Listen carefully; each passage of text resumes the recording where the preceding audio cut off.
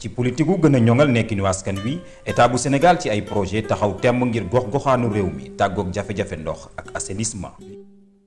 liggéey googu mën a nekk ginnaaw projet PEPAM Union européenne te OFOR di ko doxal jaarale ko ci ay réalisation yu teggil coono jigéenu kaw gi ak xale yi ci wutam ndox ak ñàkk wanak jafe-jafe yu du mel doon léegi fàttaliku. ci dëkk bii di Méréto ci département bu Koumpentoum région bu Tambacounda ay jumtukaay yu nu mel doon na ñaan wu nangu. askan yee jëriñu ci projet boobu ci dëkk ba digganteem ak Tambacounda tolloog téeméeri kilomètre rafetlu nañ lool liggéeyu PEPAM Union européenne. duus yi moom man gisuma ci lenn lu dul njëriñ parce que lu toll ni 5000 francs boo calculé tey maanaam ñaari saaku ciment rek ëpp na 5000 francs kon duus yi nii ñun amuñu lenn luñ ci wax bu dul kontante ak ndimbal bi ngeen ñun dimbal parce que boo seetee tey ñun fii ñu ñëw nii tey premièrement duus bii lañ defoon biñ koy def gas bi donc biñ koy fay ñu maa ngi ci fayoon 8000 francs utaguma ay bant kon bu ma demee ba ut ay bant ba def ba fay ci 8000 francs lii nii ñëw ma def ci 5000 francs kon awma lenn lu ma ci wax bu dul kontante. duus bi baax na torop ndax duus bu njëkk xam nga ne duus yi wóoruñu ndax lu ne mën naa dugg ci biir day def ay pax-pax ay comme ça ay lii noonu jaan yi mën nañoo dugg ci biir. bu dee comme ça bu dee xale yi mënuñoo jëfandikoo ci biir ndax wóorut mais douche bi moom vraiment baax na merci beaucoup. douche bi ciment la douche bi nag pour nga tabax bi xóotaay bi dem na ci ba ci daanaka 2 mètre am na benn mètre at genn wàll lu ñu naan diamètre léegi boo xoolee mooy gën a yàgg moo gën a dëgër pour defar fosse yi rek brique yi rek. moo ngi laaj 3 saaku ciment ci 3 saaku ciment yooyu comme nu mu ko waxee xam nga 3 saaku ciment romb na junni bu ngay joxe pour am façon douche bi ci wàllu ndimbalu projet bi waaye ñoom boo joxee junni yi projet bi du ñëw pour jël si junni yi day duggaat si ñoom day dugg luñ naan main d'œuvre mooy payoor bi ngay fay maçon bi fay ci mouleur bi xam ngeen junni fayul maçon fayul mouleur mais da ciy dugg lu ci des yëpp projet bi moo koy jël en charge ci wàllu tabax bi. douche bi nag douche bu baax la bokk na ci latrine lu ñu naan douche yoo xam ne waa DEA direction de l'assainissement homologué nañ ko maanaam ànd nañ ci wàllu dëgëraayam sellaayam ak léppam ci wàllu gaanuwaay baax na ci moom benn rek mbir moo ci ne mooy wàllu maanaam su feesee. bokkul ak yeneen douche yu ñuy gis ci kanam bu feesee da ngay tëj gasaat beneen. liggéey bu am solo jëm ci yee askan wi ginnaaw ay waxtaan yu ñëpp seex tax na ba mébét yi leer bàyyi xel ci am yu sutante ci waaye jëfandikoo projet bi. ma tëggkat bi nee ma demande yi yegsi na li nga doon ñaan yàlla yegsi na ma ne ko kon baax na kon dinaa ñëw bokk ci déposement ci laa jóg noonu 2 heures noonu dem ci commune bi ñu ne ma réunion ma fekkee fa réunion yi nag. gis duus yi ma ne ko man duus yi jaral na ma lu mu mënta doon jaral na ma ko même bu ma ko amul it naa fexe am duus yi ndax duus yi moo ma gënal lépp lu ma yor ndaxte boo déggee ne kër taxaw na rek duus a tax ndax ci la hygiène bi lépp mën a tax looloo tax nag ma jëng nag ci duus yi mais jotoon naa gas nag pax bi nekk fi 2 at mais mënuma ci wan dara nag mais bañ ñëwee na yàlla def na ci projet bi nag defaral nañ ma nag xettali ma gën ma dolli sutura kon maa ngi ci sant yàlla bu baax. douche bi moo tudd TCM ci tubaab mu di toilette à chasse manuelle douche bi nag 2 fosse la njëgam boo ko doon xayma jege na daanaka 300000 waaye kii di bénéficiaire bi lu ñu naan 60000 kese mu di 2 la ci joxe gas paxam indi ndoxam am douche bi mel nii. douche yi nag ñoo boo leen xoolee par rapport ak douche bu ñu leen doon présenté sànq mu di Sunplat bi bii moo gën a amélioré bii sax si boo leen xoolee ci réewu taax yi sax am na ñoo xam ne amuñu ko dëgër na sell na set na te mën naa yàgg lool ndax boo leen xoolee 2 fosse la douche bi am jëm ci benn regard dañoo fatt benn fosse bi ubbi benn bi léegi bu ñu ubbi bi mun naa def 3 ba 5 at bu dee 10 nit ay ñooy ñëw di ci gaanuwaay bés bu ne bu boobu feesee da ngay tëj ci regard bi nga fattoon nga ubbi ko fatt bi nga jot a jëfandikoo soo bàyyee mu dem mu defaat encore 3 at ba 5 at boo dellusee ci ba nga njëkkoon fatt nga ubbi ko maanaam si côté lu ñu naan bout de vidange bi day yomb ci yow ndax da nga fay fekk pëndëx mu di suuf nga ubbi nga tibb amul benn ngaañ parce que am na ay borom xam-xam yoo xam def nañ ci ay gëstu lu ñu naan étude de bout de vidange ba xam ne ngaañ bi amatul foofu pëndëx la mun nga koo jël def ko engrais wala même boo koy tuur sax amatul ngaañ léegi sax nga amaat fosse bu bees loolu moo tax ñuy jëfandikoo genre douche yi ci àll bi ndaxte dañoo seetlu ne wut lu ñu naan camion vidangeur ci àll bi day jafe moo tax ñu leen di proposer façon douche yi ci àll bi mais nag yii ñoo ëpp laaj espace par rapport ak ñun suñu réewu taax yi fu am dëkk yu taax yi nga xam ne amul espace mais àll bi lu ñu constaté mooy lu ñu gis moo di am na espace kon di nga mën a tabax façon douche yi nii yoo xam ne dina mucc ayib. fii ci Sinthiou Kalding digganteem ak Mérito 20 kilomètres ci commune bu Maka Koulibantang jéego yu ñu def ci wàllum jumtukaay yu ñuy wute ndox waxtaan yu ànd ak bàyyi nopp askan wi yombal na liggéey bi. ñu ngi fii ci tund bu ñuy tuddee Sinthiou Kalding Sinthiou Kalding nag ku ko tudd ku ne da ngay jéem a xam fan la féetoo ci Sénégal mi ngi nekk ci commune Maka Koulibantang ci arrondissement Maka Koulibantang donc li ñu fi nekk li nga xam ne moom moo ñu dajal tey mooy lu jëm ci wàllu ndox ak set donc dafa am programme boo xam ne ni moo ànd ak nguuru Sénégal di ko jàppale ñu tuddee ko Union européenne ak PEPAM ñoo fi indi jumtuwaay yi ngeen gis fii muy forage bi def fi tamit li nga xam ne mooy bërëbu suturlaa yoo xam ne ni askan wi koy bokk ñu ko tuddee ko éducation publique ñun nag ñu ngi yëngu ci wàllu woo xam ne ni moom moo lañ tuddee mobilisation sociale maanaam IEC soo ko xalaatee dafa mel ni loo xam ne askan wi nguuru Sénégal lu mun yàgg mëbët mooy bu defee dara day bëgg ñi nga xam ne moom moo leen njaboote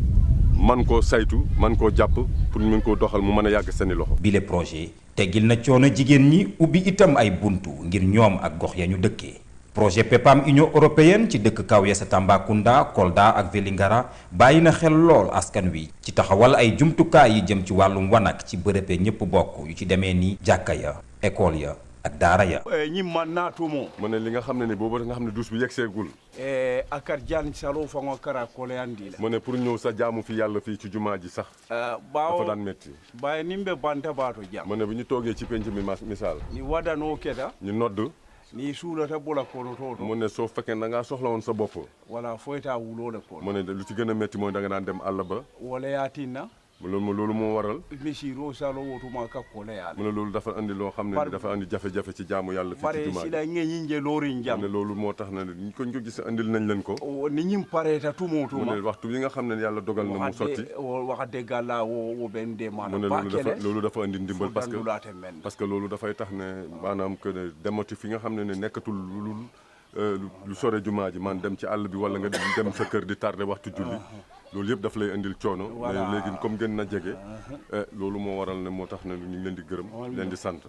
si jumtukaay yooyu ñu tabax fàttewuñu mag ñi ndax seen mbégte feeñ na ci ni ñu teertoo projet bi. li nu mel la kilifa ya teewal nguur ga sa Maka Koulibantang biral. ñun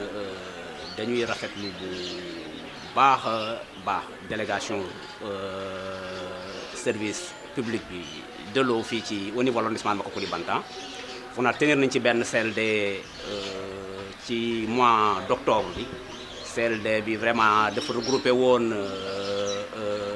ñun autorité administrative ñëpp ñuy yëngu ci forage ci arrondissement bi CLD bu am importance la CLD bi chef de village yeeg ñëpp ci nekkoon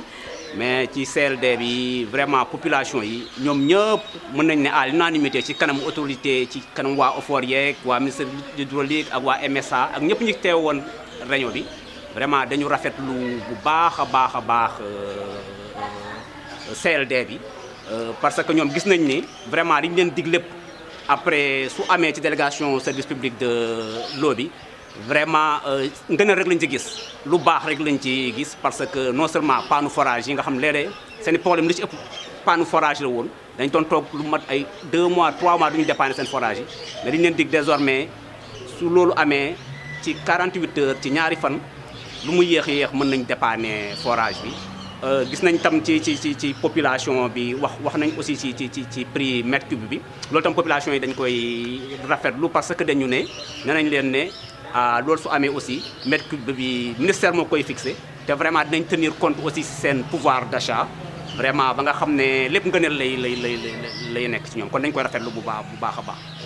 forage yi nag fii tam vraiment ci arrondissement Maka Koulibantang comme ni ngeen ko xamee fii ay sàmm ñoo fi nekk. ay béykat ak ñuy yëngu ci culture maraîchère bi yëpp loolu daal vraiment suñu ñëwee am forage yi te forage yi du lieu yi ñu ko def am nañ forage ci dëkk yu bari mais yu concerne PEPAM fii Touba Belel la ak Silame ci ñaani Tukulër Fadia Kounda la ak Sinthiou Kalding ci commune Maka Koulibantang yooyu yëpp ci arrondissement Maka Koulibantang la nekk te forage yooyu itam dañu polariser yeneen dëkk yu bari war nga xam ne ndox mi après dina fa mën a dem maa xam ne vraiment day suqali bu baax a baax gox bi vraiment dañ koy rafetlu bu baax a baax population itam dañ ci kontaan bu baax a baax woon ci seen mbégte bu baax a baax. ci beneen wet ga jëm Kolda yoonu Gouloumbou dëkk diine ba Daaru Salaam département bu Tambacounda nekk ci commune bu Netebulu liggéeyu OFOR fës na foofule jaare ci PEPAM Union européenne mel ni xéewalu borom bi. nga su kuñini kubenu gari adigara kubenu yene ti debu ku kabi tokon. Il dit qu'il salue tout le monde, tous les gens qui sont venus, bon, la délégation, il salue tout le monde au nom du village et les 9 villages, le nom des chefs, le nom des 9 chefs de village de 9 quoi, les 9 villages. Kengana Girinongani, vraiment, on remercie, on va PEPAM Union européenne, on remercie Siri, Tigara Golle Kébenya. Après qu'il remercie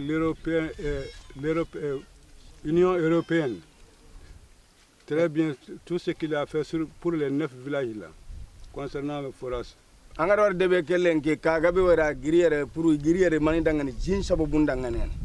Parce que le moment que le village là a été situé, il avait à peu près 37 familles, mais tout le monde est parti à cause de l'eau.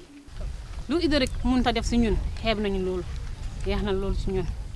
lu ma am pour wax ndax village bi bu mu commencé woon nekk fi 90 métti na loolu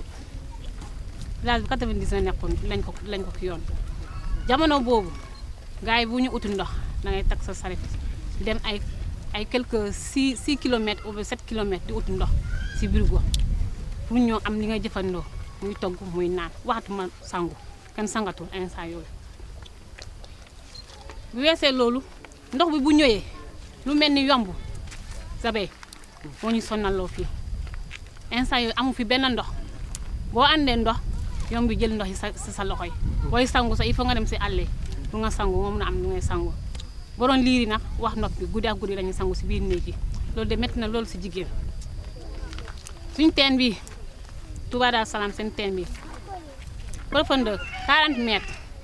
c'est très difficile pour les femmes du village et puis dañu am fi marquage bu ñu xam ne bu ñuy defal muy raw jigéen ñi marquage bi boobu la ngay root lu mot fukki paan doyu ko rawat na yomb yokk si loolu di métti na si jigéen ñi nga gis ku jóg 4 heures du matin di wut sa ndox balaa yomb instant yi si waxtu yomb lañ nekk fi ngeen ñëw xam naa gis ngeen yomb lu mel ak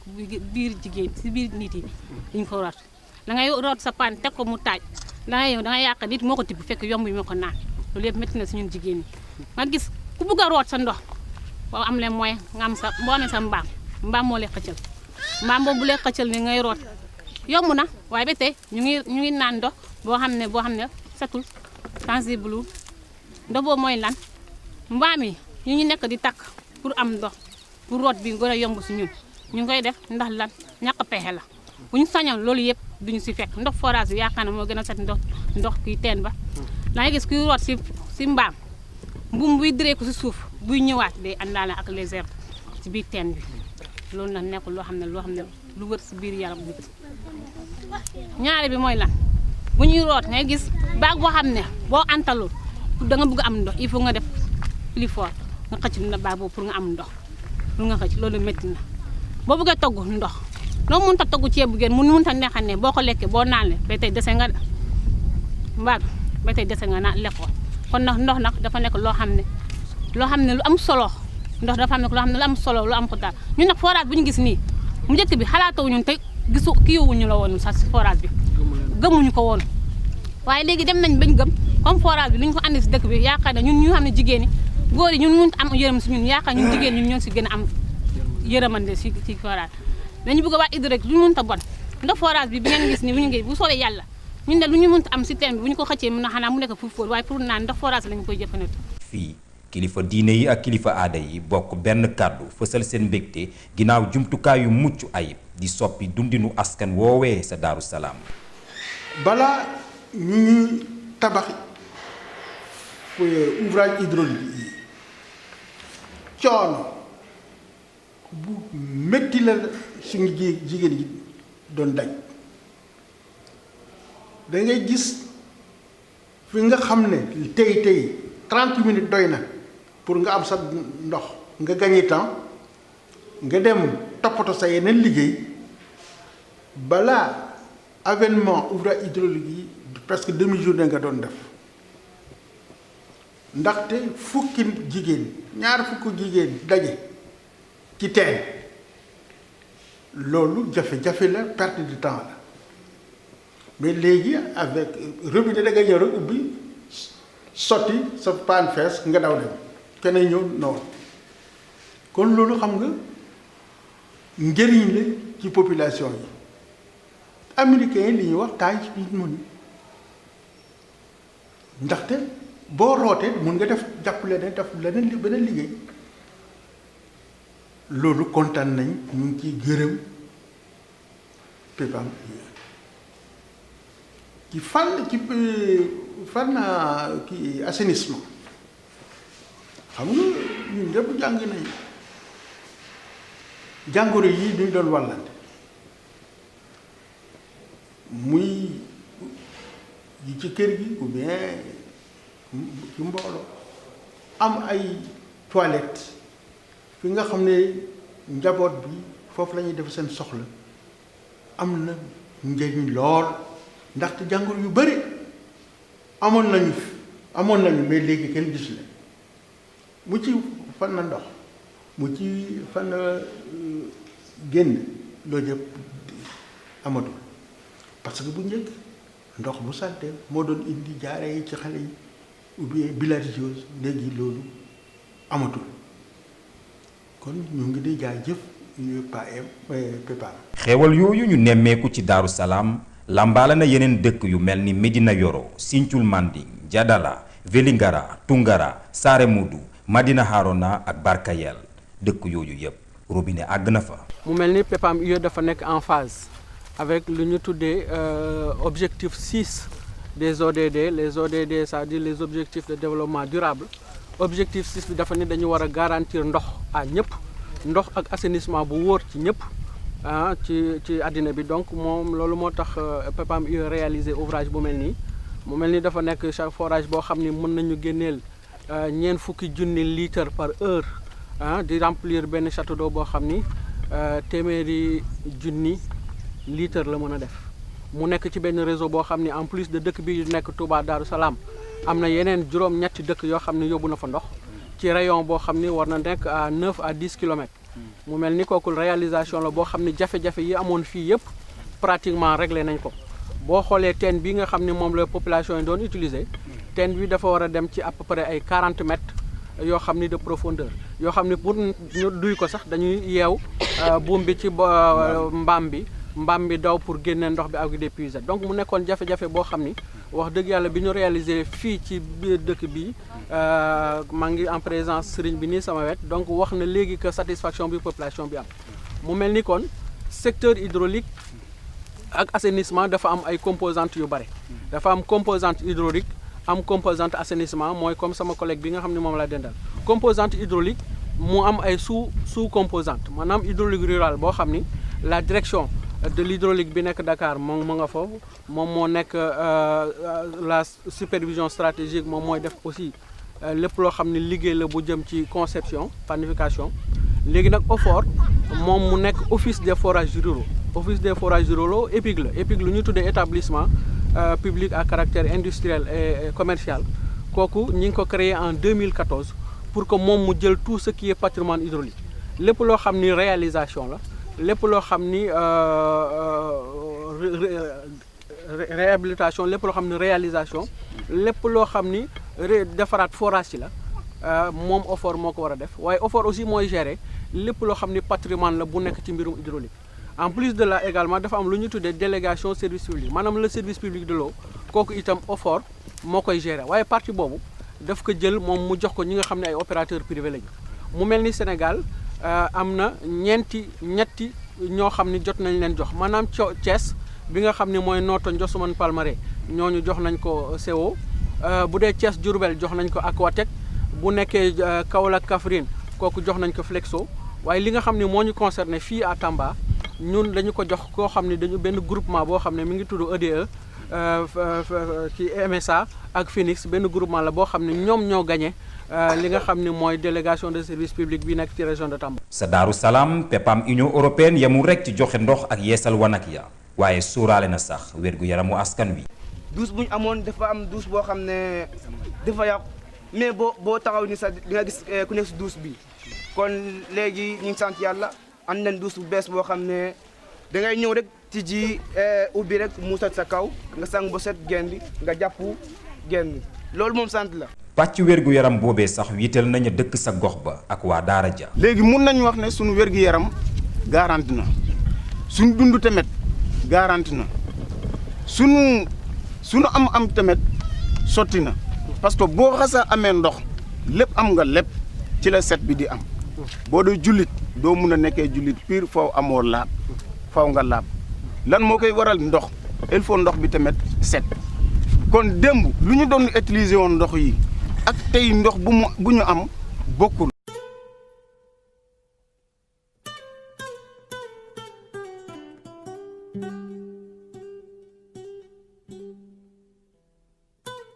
fukki arrondissement yi ak ñaar yi nekk ci région de Tamba yëpp dem nañ fa def fa lu ñu tuddee CLD mooy comité local de développement maanaam dajale lépp loo xam ne ñoo nekk ci arrondissement ba pour ñu waxtaan ak ñoom sensibiliser leen wax leen li nga xam ni MSA noonu la fas yéene liggéey par rapport ak délégation de service public boobu par rapport ak mbirum jëfali ndox bi nan lay tege ay jumtukaayam pour liggéey pour que nit ñëpp gis ci seen bopp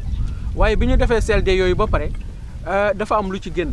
parce que loolu moo ñuy indi ci est-ce que population yi d'accord nañu ci délégation service public wala déet parce que loolu li ciy génn mooy ñetti mbir rek la population yi wax nee nañu il faut ñu am qualité de service maanaam il faut que ñu indil ñu ndox boo xam ne ndox bu wóor la maanaam dootul am panne yoo xam ne dañuy toog ay weer wala une semaine dootuñu ko réparer wala boog ndox mi di ñàkk donc ñun daal nañ ñu fexe ba qualité de service régularité ndox bi mu am su panne amee 48 heures waaye moins de 48 heures ñu mën ko dépanner loolu su amee rek ñun d'accord nañ ci délégation service bi ñu ne bu ñu jógee foofu itam ñu ni la qualité de l'eau maanaam il faut que ndox mi itam na mu doon ndox boo xam ne bu sell la bu wóor la nga xam ne amatul bépp feebar benn problème boo xam ne mën na indi gàllankoor parce que ndox non seulement physiquement maanaam li ngay gis ci sa bët li ñu dañ daan jàngal ni ndox dafa warul am xet warul am couleur warul am nangam donc loolu itam dafa war a leer ci biir ndox mi waaye itam bactérie maanaam li nga xam ne mooy doomu jàngoro yi nekk ci biir dafa war a set ak yeneen yoo xam ne chimiquement mooy composition ndox bi loolu itam dafa war a nekk loo xam ne lu wóor la lu nit di naan te problème population ñu ni d'accord nañ ci délégation service public su fekkente ni loolu mën nañu ko assurer bu ñu jógee foofu ñu ni également beneen compétition aussi lu ñu mën a yaakaar ci délégation service public mooy il faut que qualité prix bi maanaam ndox mi il faut que ñu koy jaayee prix boo xam ni dinañ ko mën a dékku mu bañ doon prix boo xam ni wax dëgg yàlla day doon lu jafe parce que dinañ doon gis ba mètre cube bi di ko jaayee 450 francs par mètre cube léegi nag bu ñu jàppalee ñu mën a wàññi ndox bi nga xam ni dina tolloog suñu poos ñu mën ci génnee loolu itam ñun d'accord nañ donc pour wax rek que délégation service public boobu wax dëgg yàlla nit ñi gis nañ ci seen bopp su fekkee ne condition yooyu rang nañ ko. tey mën nañu njort ne askanu Tamba Kolda ak Vélingara yi ñu defal jumtukaay yu yees yi le dinañu am toppatoo gu mat sëkk ni ñu farloo woon ci njalbeen ba ñuy door liggéey bi.